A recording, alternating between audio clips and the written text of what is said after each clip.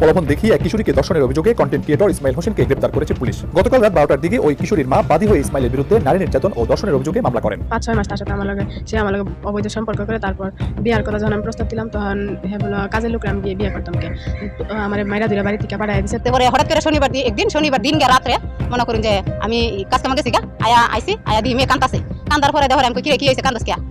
প্রশিক্ষণ নিন, বদলে যাবে দিন। জনকল্যাণ হোমিও হল অ্যান্ড অল্টারনেটিভ হেলথ সেন্টারে 6টি বিষয় প্রশিক্ষণ নিয়ে নিজেকে দক্ষ করে তুলুন এবং মাসে ইনকাম করুন 50 থেকে 80,000 টাকা। ইসমাইল আয়া হারিয়া আমার এই সব খারাপ কাম করছি। সুপ্রিয় দর্শক শ্রোতা, অবশেষে ধর্ষণ মামলায় গ্রেপ্তার হলো আলোচিত কন্টেন্ট ক্রিয়েটর ময়মনসিংহের সেই ইসমাইল। দর্শক শ্রোতা, রীতিমতো আজকের এই ভিডিওটি দেখলে অবাক হয়ে যাবেন। এখন কন্টেন্ট ক্রিয়েটরের মাধ্যমে কি শুরু হয়েছে এগুলা। এটি হচ্ছে সেই ইসমাইলের দ্বিতীয় বউ, কিন্তু দ্বিতীয় বউ হয়ে কিভাবে ধর্ষণ মামলা দেয় যেটি দেখেছি আমরা প্রিন্স মামুনের মাধ্যমে। তো দর্শক শ্রোতা, রীতিমতো আজকের এই ভিডিওটি দেখলে আপনি অবাক হয়ে যাবেন। অত্যন্ত গুরুত্বপূর্ণ ভিডিওটি, কেউ স্কিপ করে যাবেন না। অবশ্যই দয়া করে আজকের এই ভিডিওটি একটু শেয়ার করে দিবেন। সুপ্রিয় দর্শক, কে কোন জেলা থেকে আজকে আমাদের এই ভিডিওটি দেখছেন অবশ্যই কমেন্টস করে জানিয়ে দিবেন। একটি লাইক দিয়ে দেখতে থাকুন সম্পূর্ণ ভিডিওটি। ইসমাইলের বিরুদ্ধে নারী নির্যাতন ও ধর্ষণের অভিযোগে মামলা করেন। 5-6 মাস তার সাথে সে আমার লগে অবৈধ সম্পর্ক করে তারপর বিয়ার কথা যখন আমি প্রস্তাব দিলাম তখন বলল কাজের লোকরা আমি গিয়ে বিয়ে করতাম কে আমার মায়েরা দুইটা বাড়ি থেকে পাঠায় দিচ্ছে। তারপরে হঠাৎ করে শনিবার দিন রাত্রে মনে করুন যে আমি কাজ কামে গেছি আয়া দিয়ে মেয়ে কান্দাছে কান্দার পরে দেখো আমি কি হয়েছে কান্দাস কে ইসমাইল আয়া হারিয়া আমার এই সব খারাপ কাম করছি। খারাপ কাম করছে পরে আমি আশেপাশের লোকেরা মনে করুন যে আমি জানাইছি যে ইসমাইলে এরম আয়া হারিয়া আমার মেয়েরে লোকজনরে জানাইছি যে খারাপ কাম করছে।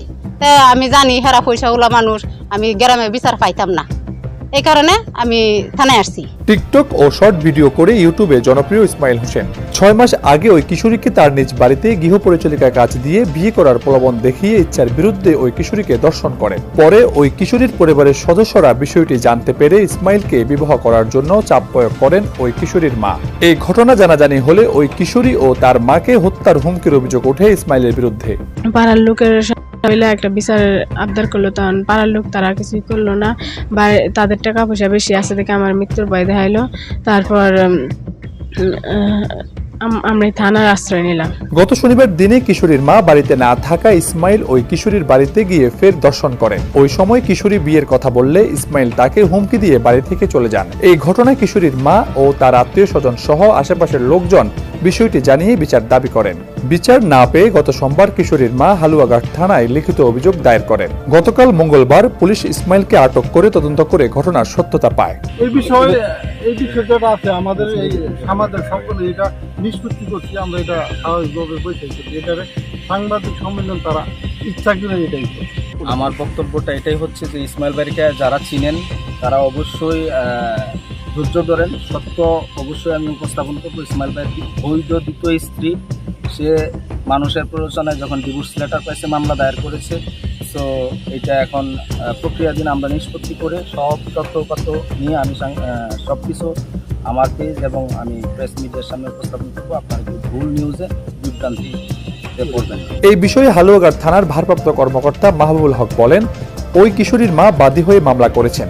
অভিযুক্ত ব্যক্তিকে গ্রেপ্তার করে আদালতে পাঠানো হয়েছে। কিশোরীকে পুলিশের হেফাজতে নিয়ে মেডিকেল পরীক্ষার জন্য ময়মনসিংহ মেডিকেল কলেজ হাসপাতালে পাঠানো হয়েছে। শ্রোতা ও আমার কলেজের ভাই ও বোনেরা, আপনারা সেই ভিডিওটি দেখতে পেলেন। সেই ভিডিওটি দেখার পর যদি আপনার মনে কোনো মন্তব্য থাকে অবশ্যই কমেন্টসে জানিয়ে দিন। দয়া করে ভিডিওটি শেয়ার করে দিন। সবাই ভালো থাকুন, সুস্থ থাকুন। দেখা হবে আবার পরবর্তী নতুন একটি আপডেট নিউজ নিয়ে। আল্লাহ হাফেজ।